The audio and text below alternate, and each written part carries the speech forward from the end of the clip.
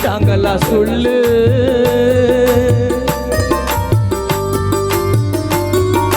தாங்க மாட்டான் தினேஷ், இருந்தாலும் நீ சொல்லு.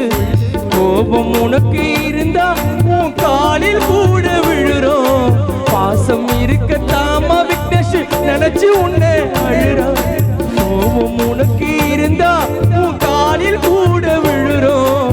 பாசம் இருக்கத்தாமா நாங்க நினைச்சு உன்னை அழுறோம்.